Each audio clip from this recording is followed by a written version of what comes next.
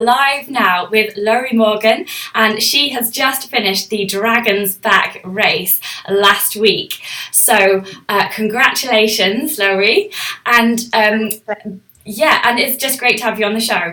I know you're on holiday this week. Thanks for having me on the show. Very excited. That's fantastic. So I've got tons of questions for you from our patrons, because you've done loads of ultra races. You've done the Jungle Ultra, you've done the 6633 Ultra in the Arctic, you've done 9 marathons, loads and loads of running. But first of all, let's just set the scene. How did you get into running to start with?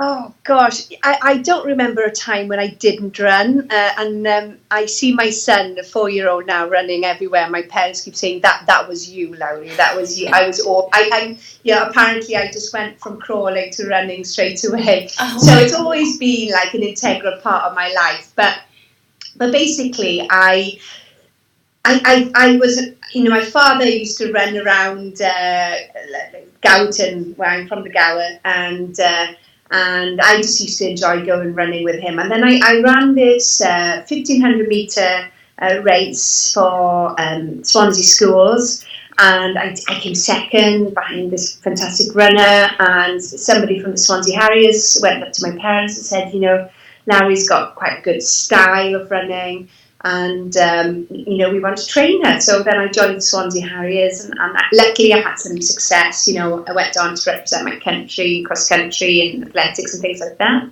And so it's always been a part of my life. But I think the turning point for my changing my mental attitude with running was when I was 18, 19 years old. I shattered my knee in a sporting accident, and I was playing rugby at the time. I went to university, and I sort of, as a favour, joined the rugby team, and I actually loved playing it. And luckily I went on to represent my country with that. But then during one of the games, I shattered my knee, tore everything, had my ligaments torn, my cartilage, my bones and everything, so screws and plates were put in. And I remember I left the hospital in a wheelchair, and they told me, right, you're not going to run properly again. And I remember thinking to myself at the time, I want to prove to myself that this isn't going to be true. And I think that was the turning point in my life, that I actually went, right, I may not be as fast as I used to be, because obviously I still can't fully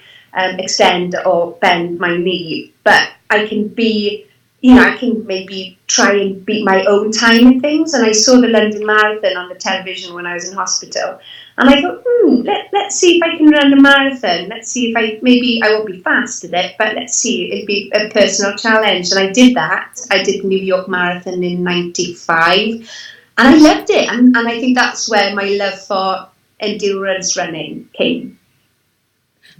That's fantastic. I'm just surprised that you had all that injury, and then you just came back. You just totally ignored the doctors and everything. Is that kind of determination been with you all your life? My parents say that it has. I think I actually trained to become a classical singer, so I was always training. I was always doing sport. Sport was always a huge part of my life. Growing up in the Gower. And with a very active, sporty family, we were always kayaking or mountain climbing or, abseiling, over summer holidays, and or doing something quite adrenaline-filled sport. But it was music. I saw myself doing professionally. Sport was just a passion of mine, but it was singing that I saw myself doing as a job. But then, life threw a completely different path in front of me. And even though I still love my music, that's just a passion of mine now. And life has kind of gone along the running route with my job and with my passion now. So I've been very fortunate, really. But yeah, very, very lucky girl. Yeah, the singing bit sounds amazing. I'm in a choir as well, and I was going to say this to you tonight. I was like, I must tell Lowri this. We've started singing a song called Lisa Lan. Do you know of it? Yes, yeah. I do know Lisa Lan. That's a lovely song. Yeah, lovely, a really lovely Welsh song. Yeah. As being Welsh, of course, we've got lots of nice songs, and yeah. Yeah, you have. And that brings us on really nicely to the Dragon's Back race, because don't they start you off with the Welsh male voice choir in the beautiful surrounds of the Conwy Castle there? So just tell us a bit about that, like like getting all gathered in the castle. What's it like? Oh, it's like...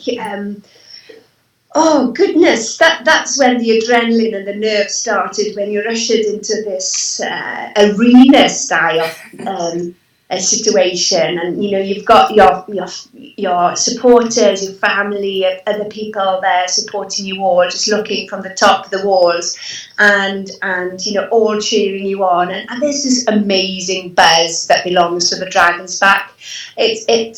It's only a few days since I finished it, but it feels as it was like a lifetime ago.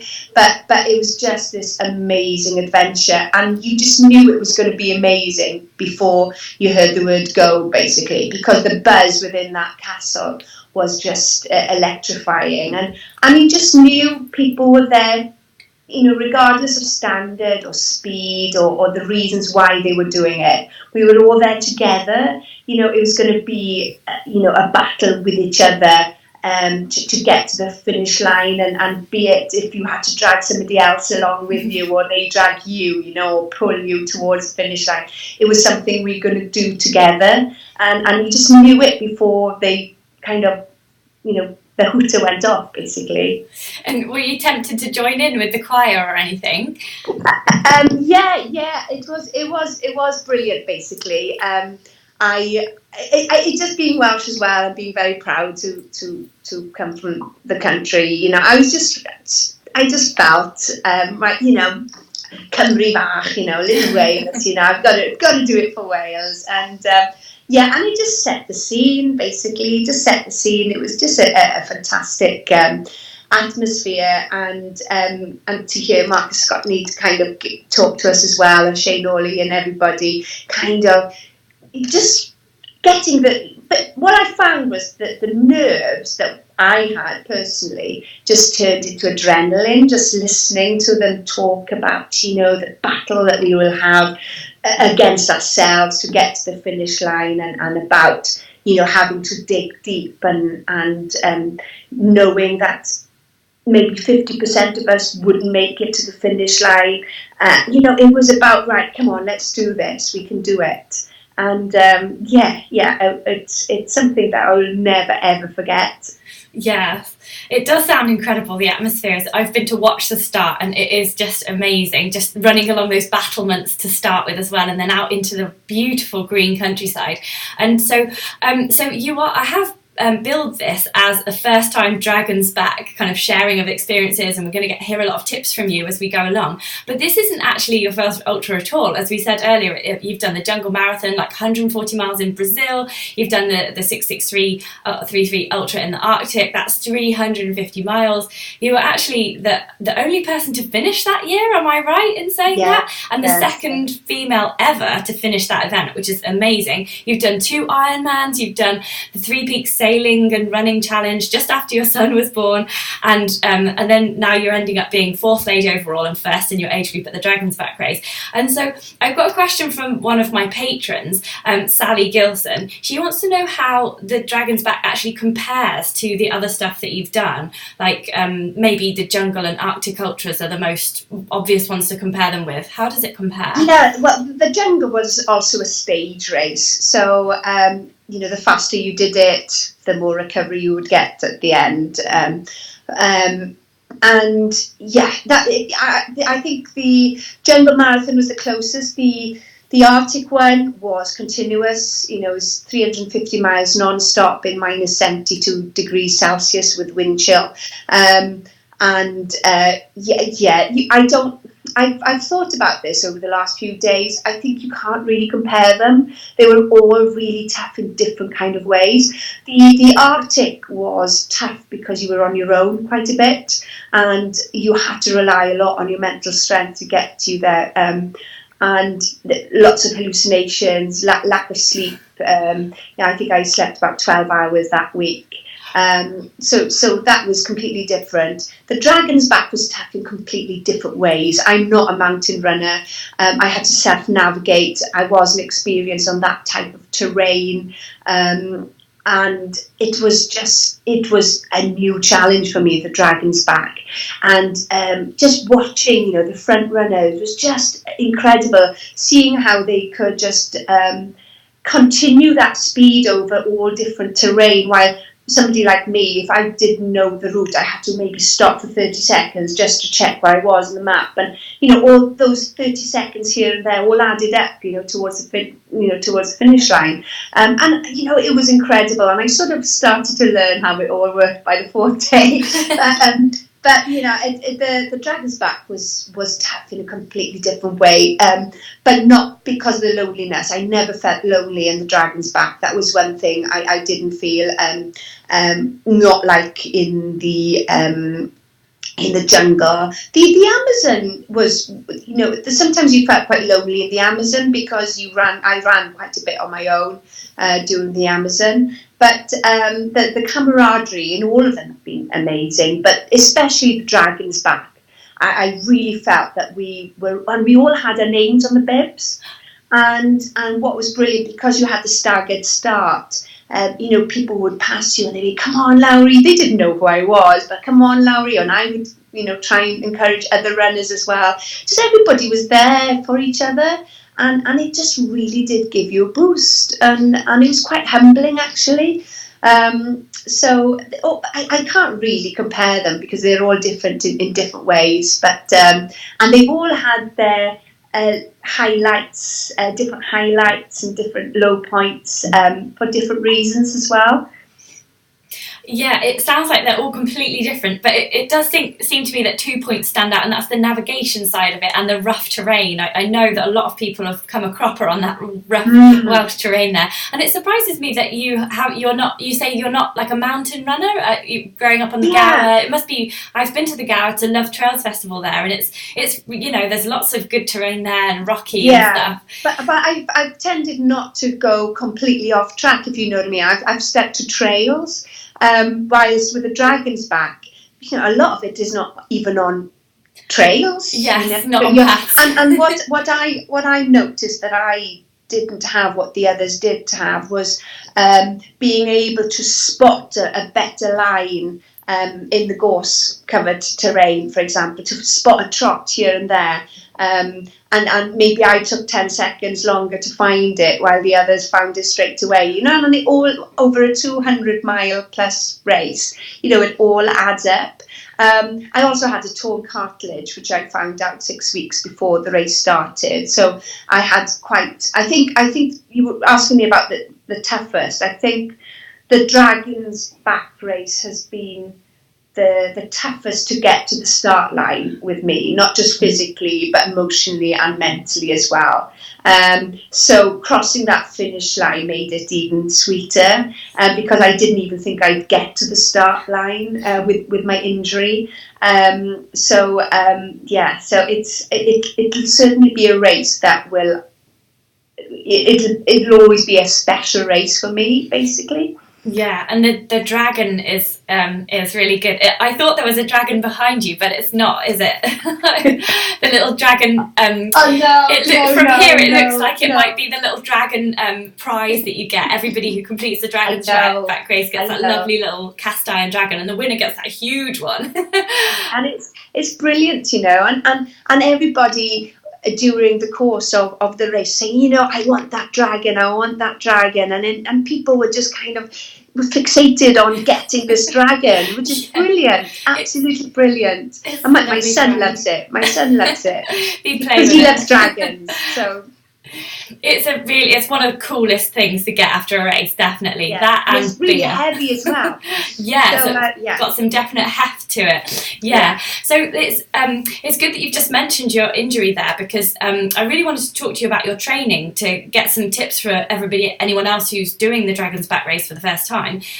So Guy Greatorex, one of my patrons, he'd like to know a bit more about your training. Like, did you do it in distance or time, or like how much of it was on roads and hills, and he also wants to know how you fitted it in, also because you've got a young child, and then we've got a bit about motivation as well. So that's a lot of questions in one. No, so yeah, it's training. really interesting. I've over the years I've been running ultras for since 2008 now, and it's all been trial and error with me, because when I started, I did a program for BBC World recently about why more and more people are doing endurance sports, and I remember back to when I started running ultras and not knowing where do I start training, and looking at the internet, and there was hardly any information up there about how to train for a 140-mile jungle marathon.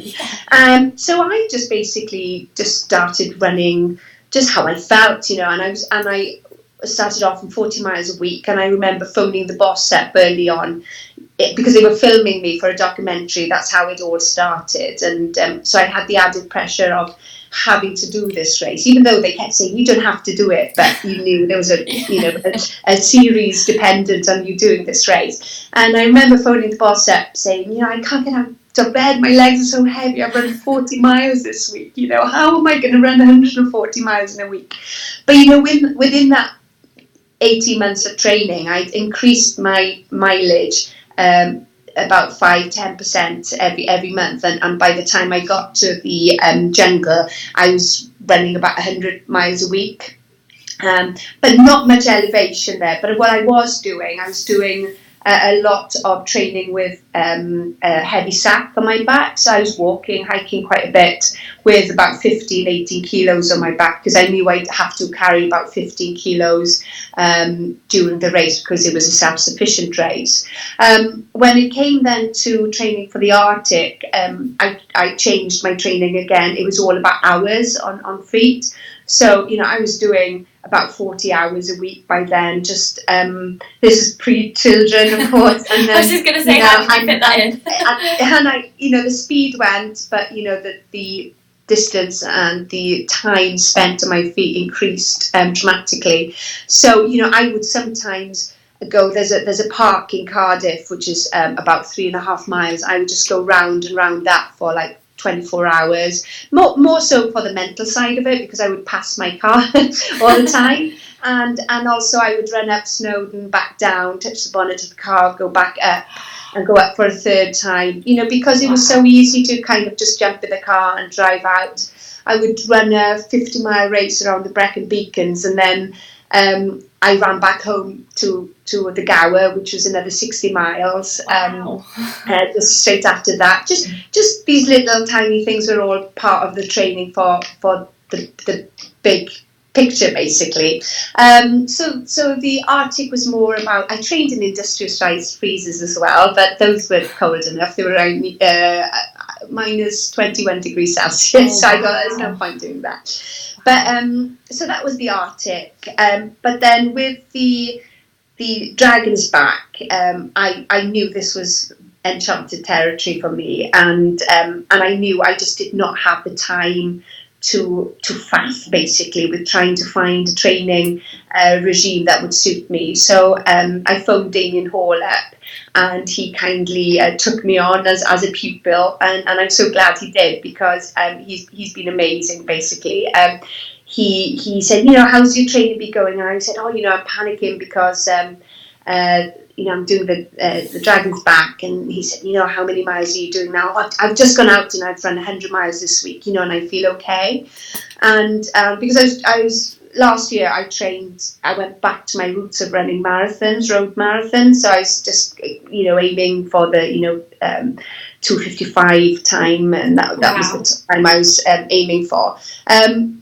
And he said, he said, brilliant, 100 miles, brilliant. How much elevation was in that? And I was like, 0.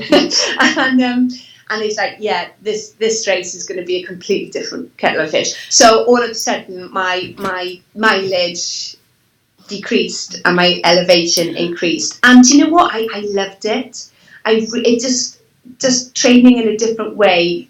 I just started to really enjoy running on the mountains again. I had purpose. I just enjoyed doing hill repeats. I did a lot of hill repeats. So I was running about I don't know, between 60-80 miles a week, some plus. But the elevation was quite high then. I was running quite a lot, about 15,000 feet. Plus, I'm not great. I basically started to just put everything into a computer. I was always very old-fashioned. I used to write a log with, pen and paper. But now it just automatically goes into a computer. And I'm not that fixated on stats, to be honest with you. I leave Damien look at that now, and I can just concentrate on my training, and I've really enjoyed it. That's why I was so disappointed that I got injured about 6 weeks before, because I was feeling good, I was feeling strong, and I knew that my downhill was my strongest point. But my uphill I felt was quite weak, so I worked quite a bit on my uphills, and ironically my uphill felt strong during the race, but my downhills I just could not run downhill during the race because of the knee. Because of the knee, yeah. I was in quite a lot of pain when I was running downhill. But hey ho, this is how running is basically. I've been so fortunate with my knee, and ironically, the surgeon that saw my knee recently, I had an MRI scan, and he did say, look, this knee is going to bring your running to an end, which I kind of knew it was. Maybe a bit surprised that it was as soon as this early in my life, but when you're running 4,000 miles a year, something's going to go. But yeah, he said, do you know what? He said, when did you get this knee done? And I was like, 93, and in Morriston in South Wales. He said, do you know what? I remember working on this knee. And he said, I just cannot believe that you've done what you've done on this knee. Wow. And he said, you've got onset early arthritis, but do you regret it? And I was like, no. Not at all. No. Running has given me this amazing life, and I've met so many inspirational people, and I think it's made me a better person as well. I've achieved more than I ever thought I was capable of achieving. So if you told me when I was an 18-year-old, this is what you'd be doing, I would have laughed in their faces, But yeah, I just it's been an amazing roller coaster of an adventure, basically. Yeah, but how did you manage your knee on the Dragon's Back race itself? Because once you knew, oh yes, actually I've got this injury, but I can tape it up, do whatever. What did you do to get you through? I just gritted my teeth. Really? I've got a really good question here from Ruth Ellis coming through on the live chat. She says, it's really good about gritting your teeth. She says, what are your mental triggers to help you endure during the hard bits? So that's from Ruth Ellis there. Yeah, that's a good question. Do you know that I have many different types of scenarios that I go through but I think that with the Dragon's Back and the Arctic was painful. The Arctic was really. I basically fractured my feet in the Arctic, wow. And I lost my toenail in the jungle. It sounds like you should sit on the sofa for the rest of your life, Lowri. To be honest, I think I've learned to embrace the pain, if that makes sense. I don't try to fight it anymore. I just kind of grit my teeth, and I just listen to the body, and nearly it becomes a part of the rhythm that you're going through. And I think that's how I've come to accept it. And in the Dragon's Back, it was painful. It wasn't as painful going uphill. But running down, I didn't struggle as much during the first 2 days, because obviously the terrain, you couldn't really run that fast coming down the some of the mountains anyway, because of the boulders and things. But definitely on the third day, I struggled. I just could not let loose, basically, with my stride. And I just gritted my teeth, and I just thought, it's just about 1 foot in front of another. And I know it's a mantra that we keep hearing all the time, and it's a marathon, not a sprint. But it is those little things that keep you going. Did you sing at all? Like, because I've been in pain, like on a 40-mile race. When I was really young, I did a 40-mile walk, and I sang like on the last sort of 5 miles, just to take my mind off the pain. Did you sing that with your musical background? Yes, I do. I do that. I also count as well. I count to 10 and then start all over again. And I think, and I try to listen to the rhythm. Maybe that's my musical side coming through as well. And I also just try to remind myself that, it's not going to last forever. At the time, I don't know. It's about just digging deep and trying to find. I think that people keep saying, "How do you keep going?" When your body's shouting at you, stop. This isn't. This is not happening. You don't want this pain anymore.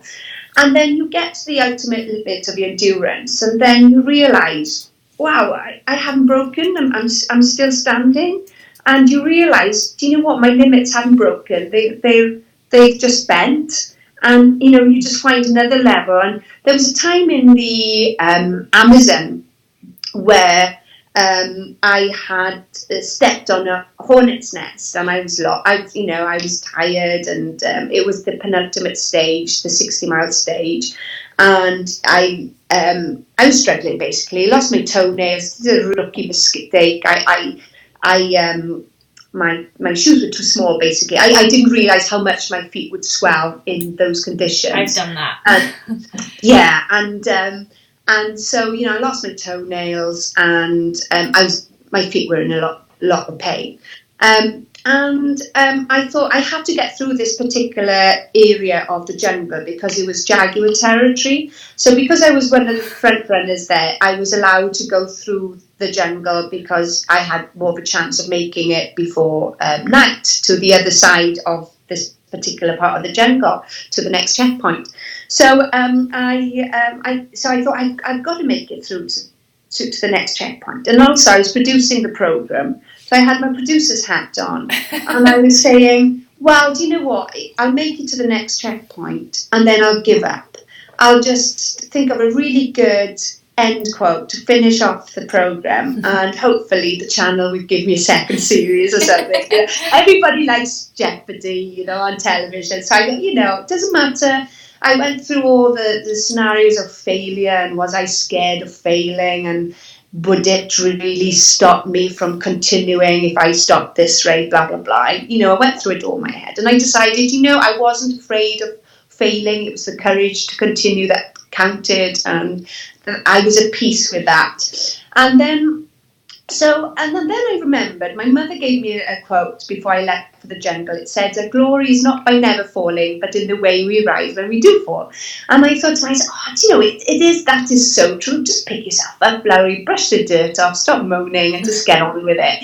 And so by the time I got to that checkpoint, I was exhausted. But what was really weird was the pain disappeared. And I remember knocking my feet on the floor, and I just did not feel the pain anymore. Wow. I sort of reached another level, basically. And, I was in a very, I felt the strength come back, the smile came back, this, peace. And, I finished that stage with a massive smile on my face. It was very odd from a camera and a television point of view, because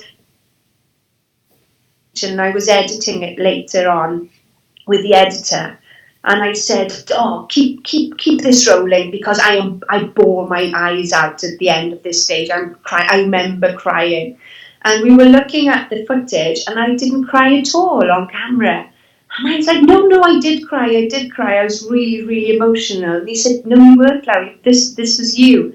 And which was weird, because, on camera, I looked emotional, but inside, I was absolutely bawling my eyes out. It's just fascinating, the mind and what you see, But yeah, so in Dragon's Back, when I am in pain, I use past memories to keep me going. I trained with the Special Forces as well in Norway, and they completely broke me basically when I went training with them. And not that you look really happy about that. Your eyes just lit up. They completely broke me. Well, That's do you know great. what? They were like, physically, Lowri, you're strong, mentally you're strong, but you just don't know how to survive in minus 60 degrees Celsius. Who does? And so what they did was they just forced me to, for example, to repair a puncture on my puck over and over and over again, all blindfolded. I had to put my kettle together, dismantle it as well, all over and over again, all blindfolded. And it was so boring, so painful, especially when your fingers are frozen, you've got 3 pairs of mitts on. And I went back and, I was nervous going into the Arctic because I thought, my God, I'm not going to be able to cope with it. But when times were tough in the race, I told myself, do you know what? I've been here before and I've got out of it. I've got out of the hole I was in before, so I can do it again. So going back to last week with the pain, I just thought, I felt this pain before. Just grit your teeth and just get on with it, basically. And you will hopefully find that at the level where it becomes a part of you. It's fascinating, how to deal with the pain, basically. Yeah, you sound really aware mentally. And Ruth Ellis just replied saying, "Wow, that's incredible." In Grace of Playing, she says, "You are incredible, Lowri. Thanks for answering." And she's going to do that in future. She says, so you've inspired at least one person from this broadcast. Which is incredible. But yeah, I just wondered because you had a lot of pain with the knee, I just wondered were you using poles for the descents or anything like that? Because I didn't see a picture of poles at the end. Yeah, I did. I didn't use poles on the first 2 days because like I said, I felt that I could control my knee better on the terrain. But then on the 3rd day, I knew there was more tarmac. I knew there were more descents where I could try and run, so I did try and use the poles as to help me basically on the descents. I wouldn't say I'm the most experienced of runners with poles, but I did use them more on day 3 and 4. I had them a bit on day 5 because of the tarmac.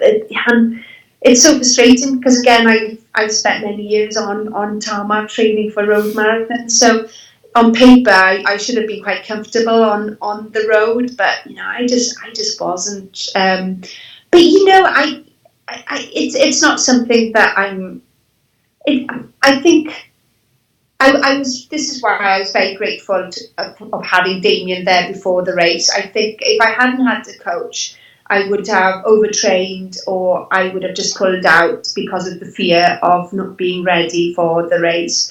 But with somebody like him who could see all my stats, he said, look, you've done enough homework, you've got enough in the bank to maybe not be as competitive as you'd like to, but you need to.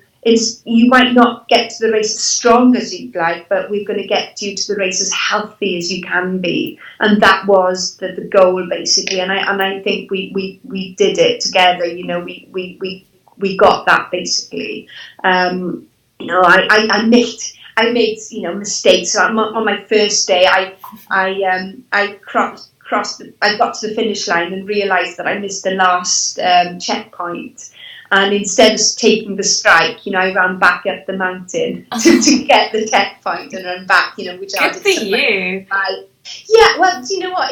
I didn't realise, to be honest, at the time that it would only be a strike. That shows my inexperience on mountain marathons and ultras. But I was frustrated, not because of the time, because I wasn't racing it, but I was frustrated because of the waste of effort, because you don't even want to waste 5 minutes extra of effort in a race which is already going to take you to the bottom of your tank basically. So yeah, that was a big lesson. I just lost concentration as you were running down off Llywedd. You could see the campsite, and I think a few runners did the same, just getting excited about seeing the camp and nearly there. and we just missed the checkpoint, and the checkpoint was literally I literally missed it by maybe a meter. So but that things I learned from there. I was very conscious of every checkpoint after that. Yeah, I bet. I didn't know it was just a strike for missing a checkpoint. I thought you literally had to go to all of them, otherwise it was like a total DNF. I know. It was my fault completely, and my inexperience and not kind of understanding the rules. But hey, that's what these races are. That's what life is all about. It's about learning and moving on, basically. And then on Tuesday, I had to put that to the back of my mind. I think, right, I'll need to find 45 minutes on this game, basically. I had a wonderful time, and I was very proud as well to be a Welsh person on the mountains, boring people about all the different names of the mountains, because some of the mountains are losing their Welsh names, their original Welsh names. So I was kind of flying the flag, basically saying, right, this is the name of this mountain in Welsh, and this is what this means. And wow. So what do some of the mountains mean then on the Dragon's Back race? Is there any in particular that are very interesting?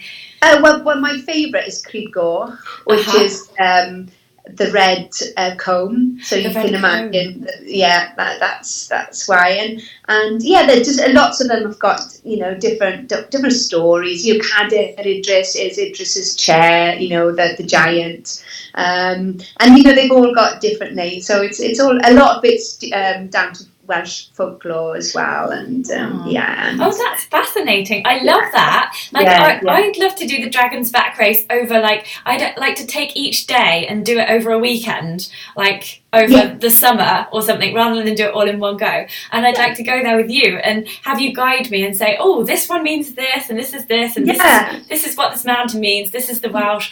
Because it's just so fascinating. You don't want to rush through that kind of stuff, do you? There's another little valley. We didn't quite pass it, but it was just off the route. And I was saying to the runners I was with at the time, it's called Cwmhetia, which is the Valley of the Hats. And apparently when the train started century plus ago, the people with the tall hats used to go up, the posh people with the tall hats used to go up the train, because the wind would take the hats. So there was a valley full of hats, basically. Just stories like that. Yeah, the valley of the hats. Brilliant. I love that. We should have just conducted the entire interview about that. Who cares about the training and the knee? We should have just done that. So I feel it's quite important, especially with some of the original Welsh names are losing their names. So it's it's something I feel quite passionate about. Yeah, it's important. And with that in mind, I have a question from Di Wilson, which sounds like a Welsh name. And he says, Lowri, congratulations. Did you train over sections of the Dragon's Back route? Did you recce any of it? And if so, did that help you? Yeah, this is the thing that I really struggled with leading up to the race, because I've not been in many self-navigational races before, so I was really keen to do the recce's as much as I could possibly fit into my life, basically. And of course, the 6 weeks, my plan was to do the recce 6 weeks before the race, because my memory's not that great. So I thought if I do it, months before, I won't remember it. So that was the plan. And of course, I had this injury. So for 6 weeks, I only ran a handful of times during those 6 weeks of training. So I missed out on a lot of recce's. I did recce the last few miles of day 5B, 5B as we call it, the second half of day 5, and I actually recce'd the first half of day 4 on my birthday, and that's when I really struggled. It's terrain that I really liked. I didn't find it challenging, as in the ascents weren't I didn't find it challenging at all, and yet I really, really struggled. And it was my birthday, and I remember I went out with my husband that evening, and I just sat there and I just cried, and I just said, I can't do it. I won't be able to do this race. I've struggled just to do 20 miles of it today, and it's only a month away. How on earth am I going to run 200 miles plus? And we discussed it, and he was like, knowing the type of person I am, are you going to be happy going into a race and not being able to be the best version of you, basically, having worked so hard? Would it be better for you to maybe pull out and just rest and then come back stronger and do something else? But the Dragon Back was something that I was asked to do back in 2012 and 2015, I think, but at both times I was pregnant, and I couldn't do it for other reasons. So I just felt, and I missed out on a few big expedition runs in 2016 and 2017. So 2017 and 2018, sorry, I missed out on some big expedition runs because of lack of sponsors, etc. And then this opportunity came, and I thought, I just can't let it go. I need to go into the race and just have that mindset of, if I do fail, then that's not bad. It's because I've given it my all. So every day of the Dragon's Back, I was just enjoying every day as it came.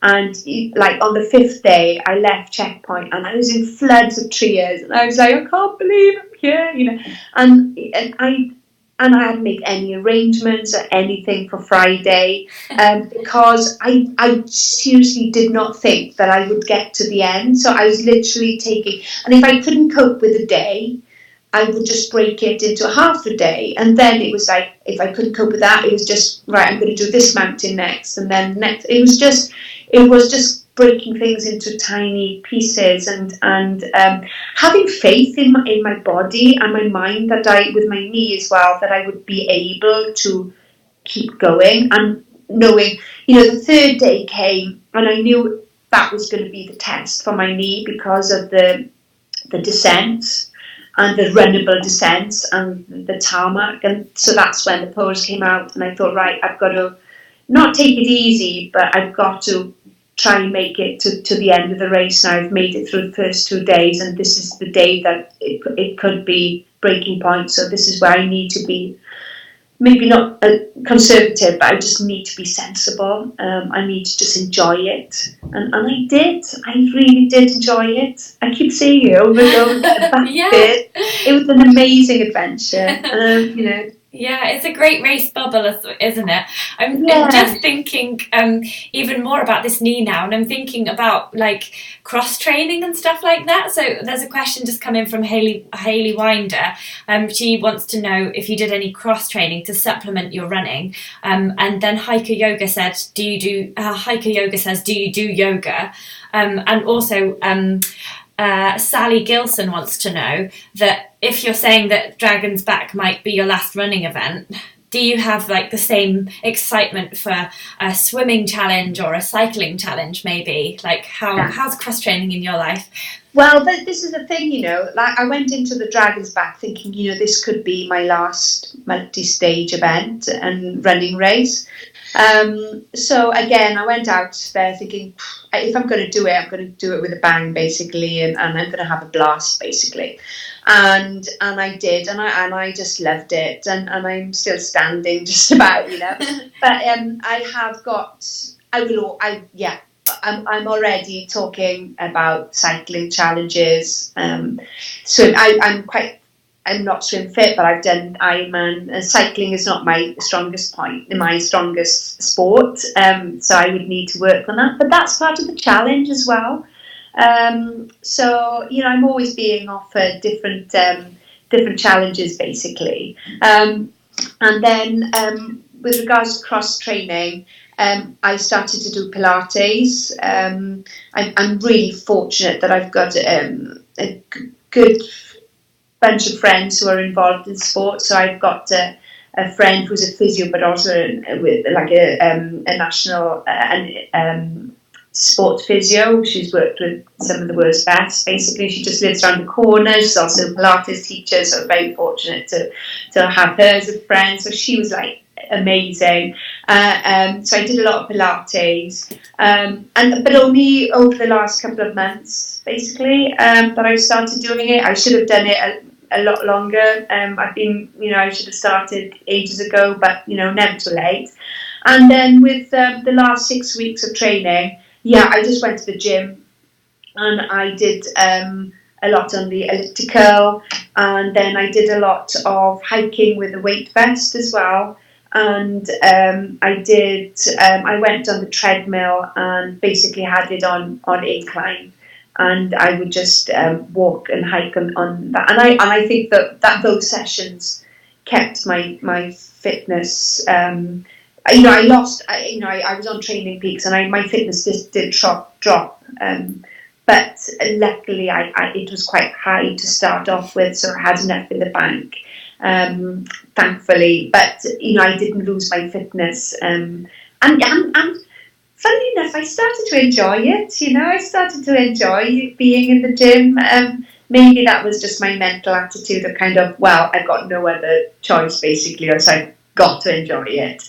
But I did miss running, and I did miss running on the hills, and it was frustrating. But then, it did have to make the best of the situation at the time, and that's what I was trying to do. And I did some weights as well to try and supplement. Yeah. It sounds like everything went really well, and I'm just so glad that you were coached by Damien as well, who could guide you in that. And I've interviewed him as well on this channel as well, and he gives tons of really good tips. Yeah. There is one thing that we haven't talked about yet, just before we finish in a few minutes' time. We haven't talked about the food that you ate, because that motivates me. Like, there's certain types of food that you take, and then there's a certain type of snack that you might look forward to. Does food, how big a importance does food play in your endurance challenges, and what are your favourite things? It's something that I've struggled with, to be honest with you. I don't feel I've ever had it quite right. I did the Ring of Fire. I've raced it before, and then I ran it back in 2017. It was a last minute decision to run it, but I just felt that I needed something to focus on, and I was lost. I needed something, and I don't know if your viewers would be able to relate to this, but I just felt that I just lost my footing, if that makes sense. Like the mojo. And I was running, So I thought, I was offered a place at the Ring of Fire last minute, and I said, let's go for it. And but I wasn't feeling as if I was firing on all cylinders when I was training. And I remember my running buddy and somebody was asking about how I fit running in around my family life. I meet up with Emma, and she's in a similar position to me. We get up at 4:30. We fit in like 3 hours, and sometimes my son had an accident last year, so quite a serious accident. So I needed to be with him all day, and the only time I felt that I could allow myself to train was when he was sleeping. So what we would do, Emma and I, and she's a perfect running buddy because we're like-minded, and as we all know, running buddies are the best, aren't they? They're there for you. They understand. They the shoulder to cry on sometimes, and we would drive up to Brecon Beacons, and then we by 9 o'clock at night, and then we would run 60 miles back home over the mountains in time to take the boys to nursery. So that was part of our training sessions, just trying to fit things in. And I did another program recently where I was interviewing a psychologist about trying to fit in sport and endurance sport around family. And I was worried. Somebody said, keep saying, are you addicted to it? And that's something that I'm often asked, and it's something that I'm asked, and I think about quite often, and I asked the psychologist, well, what would you say? And she was like, well, no, not really, because you are finding ways of training around your family without, taking hours away from your family. So that's what I try to do. I've always tried to do it without incurring too much on family life. So I've with the Ring of Fire, we're back to the food. Food, yeah. I was really interested in that. Fitting it all in is a real juggling act. I can talk for Wales. Brilliant. And basically, so I did the Ring of Fire. I knew something wasn't right going into the race, because I'd run it before and I completed it before, and I think did all right in it.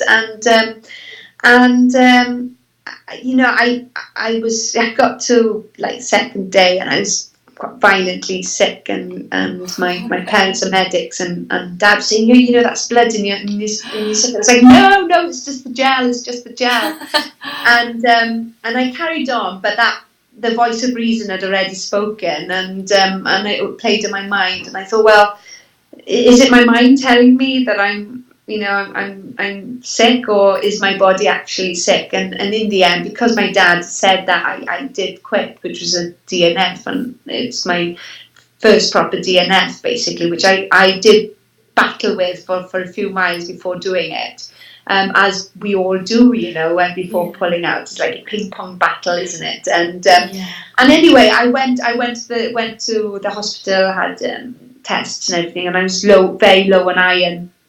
And I had also, because I had struggled to eat, I ruptured my stomach as well.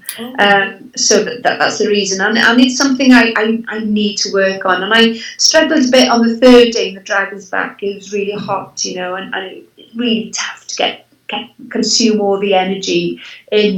Like I took some. I tried to double guess what I would need on different days. I can work out, if I'm going for a 100-mile race, I can work out what I would need. That's quite easy. But, finding out what you want by day 3 is very difficult. For example, I love chocolate brioches. I can devour them in 30 seconds. But, on the third day, I took one with Nutella on it. And I thought, right, I'm going to love this by day 3. And day 3 came. And it took me an hour and a half to try and, eat it. Because your mouth's so dry, isn't it? Yeah, and I was literally pushing it in. It was really a struggle. So, diet, I tend to go for fresh food. But, I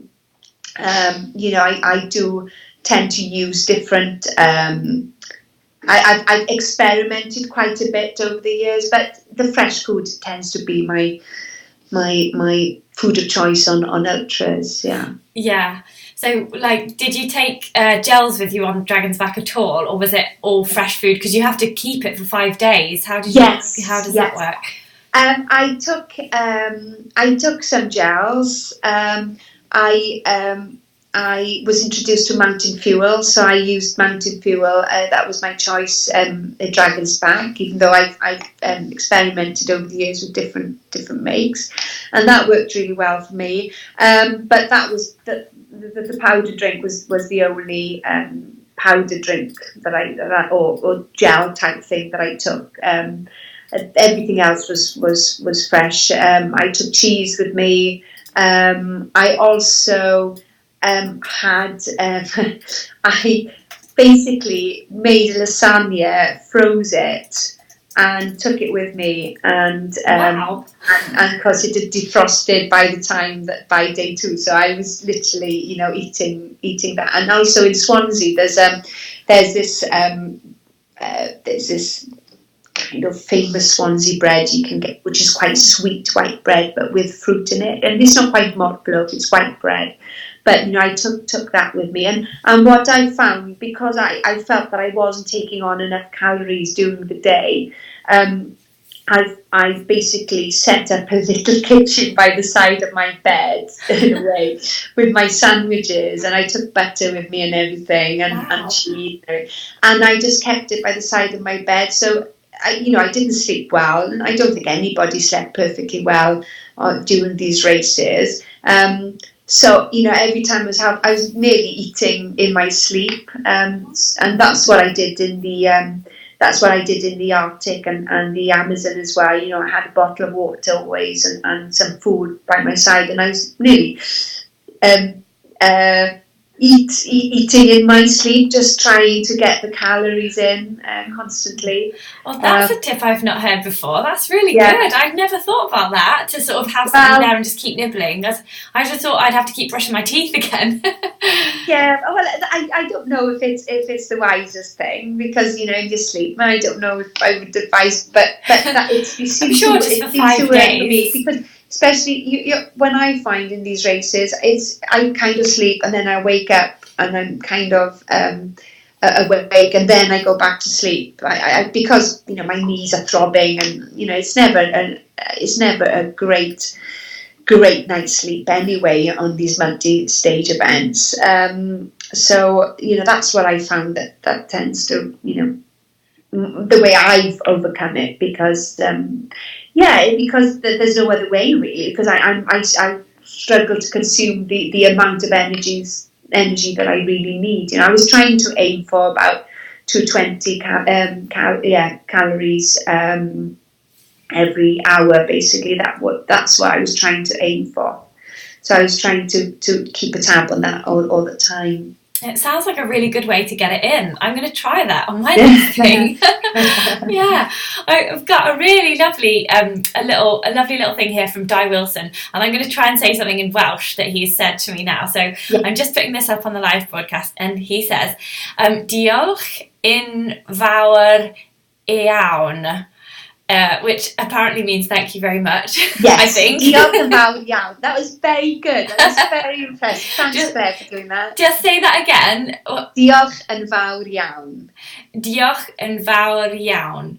Okay. There we are. Gosh, you could be Welsh, Claire. Oh, exactly. Thank you. That's what I'm aiming for. So he basically says you did Wales proud, and he says thank you for answering his question. And he's got another question that I'll just come to in a sec. If you've got time for just 2 more questions, we've got 2 more questions on the live chat. Of course. No, I'm loving it. I'm really enjoying it. Fantastic. That was great. So R. Peaver says that he or she, I can't tell because it says R. Peaver, which I don't know what it is. It says they love the South Wales accent. Great interview. So loving it there. So we've got a question from Di Wilson, who just did the lovely Welsh language there. He wants to know, what kit did you use? Like, was there one thing that you thought was an essential bit of kit? And then we've got another question, a final question from Guy Greater X, which is about stories from the evenings in the camp. So yeah, should we do kit first? Like, have you got an essential bit of kit? Well, I was very lucky. I was supported by Scott, basically. So, they had, loved the kit, very fortunate. But I think what I found very useful was the hat or the buff. Like this. Yeah, because when it was really hot, I could just dip it into the streams and just put it on my head, just to cool me down. I was quite happy that I had it, because it was such a hot day. You could have easily thought, I'm not taking a hat or a buff or whatever with you, and I found those really helped to cool me down. I don't think there was anything that I thought I could go without. Obviously, the rucksack and the kit, the trainers. I stuck to one pair of trainers, even though I put a second pair in the drop bag every day, just in case. What I did, which I found very useful, I changed my socks at the checkpoints. I'm not somebody who tends to spend a lot of time at checkpoints, but I made a point to just swap my socks very quickly at checkpoints. And I didn't. A few bruised toenails, but my feet were fine. Didn't have any blisters, and nothing. And I get bruised toenails now. It's as if I get a little knock now, and they flare up. It's as if they're so used to being knocked around. I'll never make a foot model. Those days are gone. But I'm very proud of my feet. I stopped in the Arctic about 5 miles before the finish line. I stopped and I looked at my feet, and I sort of started to cry as I sort of thanked them, for carrying me. So, I'm very grateful regardless of how they look. But there wasn't anything in particular that I felt, oh wow, I'm glad I took that. Everything has its purpose. And I think, I used everything. We had the mandatory kit. Obviously, I didn't have to use the wet weather gear, but everything. And I was quite light as well, and I tried to go as light as possible.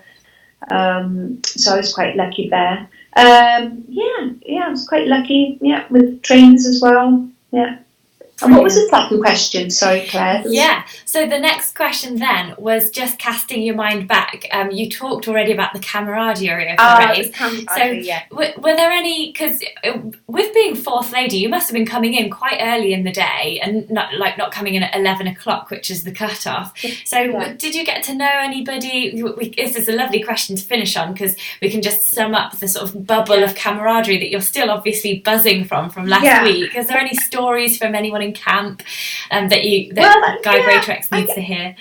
I was kind of on I kind of really I socialised quite a lot on the trail. I spoke to quite a lot of people on the trail, on the route, and of course I socialised with my campmates, and I met people in while I was eating in the tent, and you know what, I have to say, the volunteers were just incredible, absolutely incredible.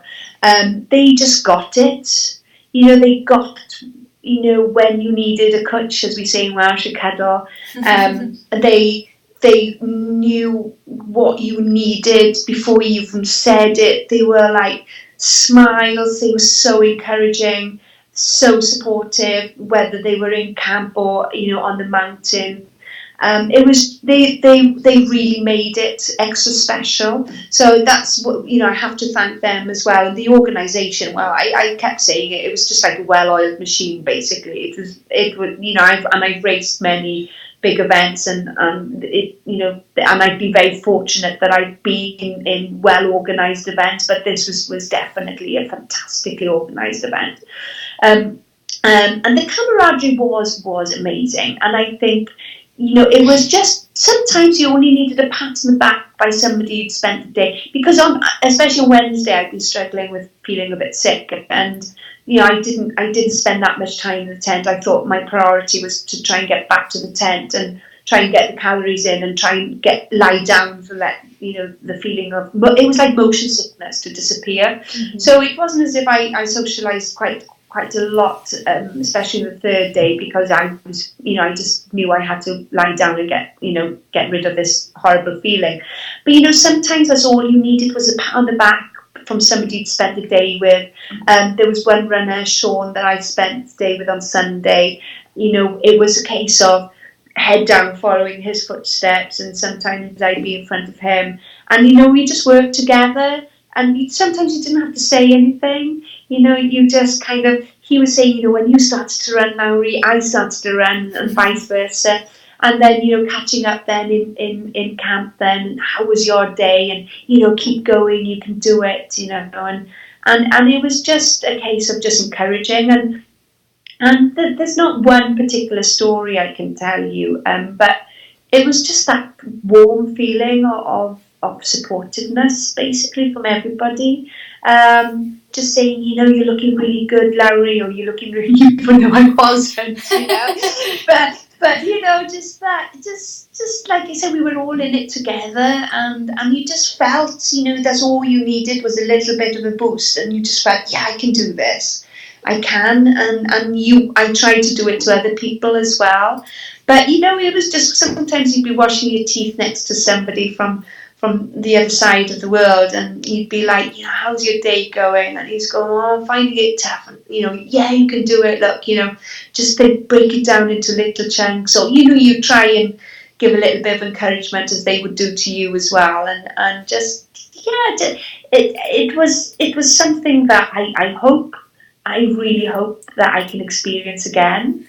But the Dragon's Back will definitely, be one race that I will treasure, and I'm so glad that my son was there at the end as well to see it all. I know he's only 4 years old, but I hope that he one day realises that, because he told me on the third day, I spoke to them on I wrote on Instagram about it, and my husband said on FaceTime to him, William, have you got anything to tell Mum? And he said, do your best, Mum, do your best, or you won't win. Oh, sorry, that's my alarm going on for some reason.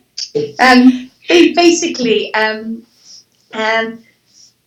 so I just had a message through as well from somebody saying, great to spend time with you on the trails. It's just, I've forged friendships for forever, hopefully. But yeah, my son was saying, do your best, Lowri. Oh, do your best, Mum, or you won't win.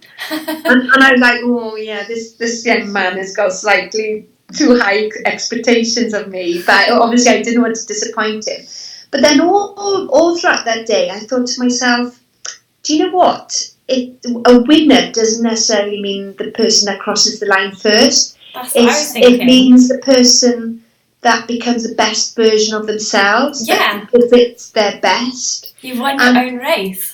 Yeah, exactly. It's your own race. And that's what I want him to learn, about the goals. You don't necessarily need to be the fastest or the strongest, but you can be the most prepared athlete there, and you can actually get to the start, the finishing line. So, I hope he was inspired by seeing all the runners, I'm sure he definitely was. I've just got a little photo of you guys crossing line. I'm just putting it up on the screen just now. And he's there, and he's on your back, and you've got the Welsh flag, and I don't know how you're doing it with your injured knee, but you're like running with him on your back to the finish line. It's absolutely gorgeous picture. Thank you. And I'm just having there's loads of love for you on the comments as well. So Di Wilson says, a huge thanks, Lowri, for answering all the questions with some great tips. We've had the one about you, loving the Welsh accent. I love it as well. Sally Gilson says, Lowri is too inspirational and enthusiastic to miss. She's had to come. Sally. Is it Sally that's just on the 333 as well? Yes, it's that very same Sally. Brilliant. Yeah, she was telling me. Achievement. Yeah, brilliant. Congratulations, Sally. Fantastic. She was away on a work thing and she couldn't get through to watch until the second half. So I'm sure she'll be really thrilled to hear that from you if she isn't still watching now, if she's had to go back to the work thing.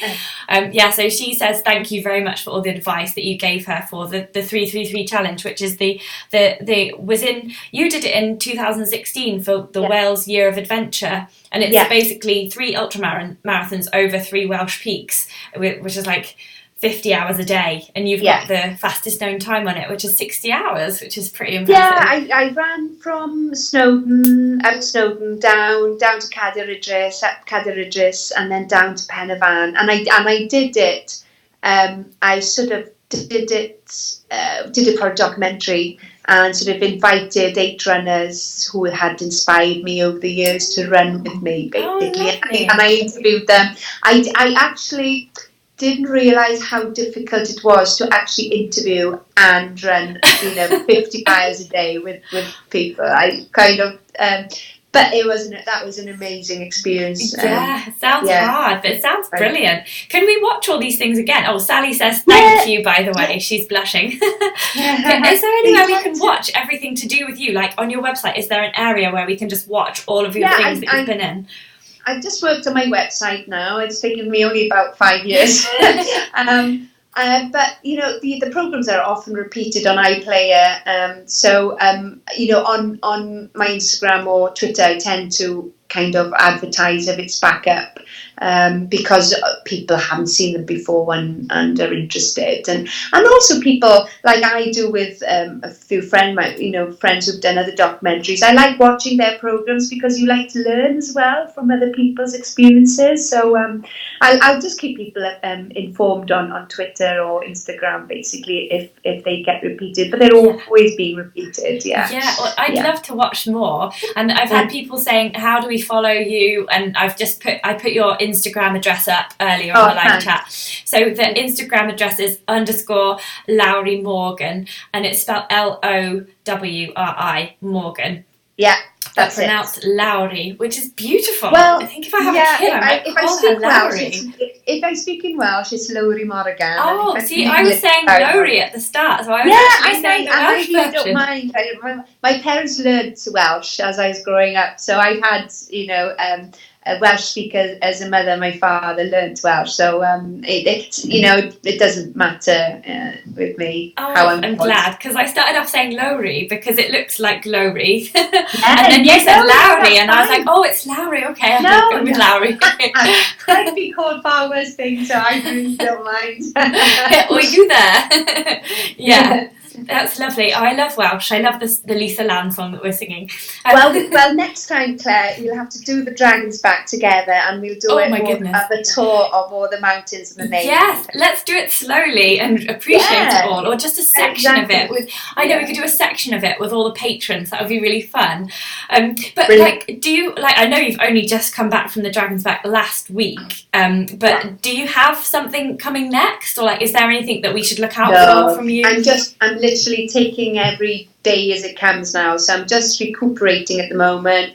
I went straight from Dragon's Back to being a mother. Legoland. So it's all about my son now, and no time to put my feet up. But I'm just going to rest a bit and then see how my knee is. I'm going to go back to see the knee surgeon, so I might need an operation on it. But we'll see. And so I don't want to get my hopes up too high and start thinking. But I do have a long bucket list, Claire, a very long bucket list. But I'm writing a book at the moment, I was with an editor today, and we finished the meeting with. He said, "You need to send me your bucket list." I'm like, I'm not very good with the bucket list because so I'm going to start, getting a bucket list. But I don't want to get too kind of fixated on it because you just don't know what's around the corner. Yeah, well, it sounds like you've got a good bucket list done already. You've done more than most people have done ever in a lifetime. and it's been just so lovely to chat to you. And I'm sure I'd love to review the book as well when it comes out. Yes, and over Christmas, hopefully. Oh, brilliant. Okay, it could be in my top 10 Christmas book reads. Thank you. Yeah, just get them to send it over and we'll publicise it on the channel for you. And we will keep in touch because it's been absolutely wonderful to speak to you, and just thank you. Can't say congratulations enough for doing such a tough race. It's just thank you unimaginable. Thank you very much. It's been an absolute pleasure talking to you, Claire, and thanks for all the questions from your viewers as well. It's been a really nice evening. Fantastic. I'm going to end the live broadcast now, so we're going to say bye to everybody. Thank you for all your questions. Everyone was saying that was a really ace broadcast and they really enjoyed it. So I'll just finish the live broadcast now. Thank you. Good night, everybody.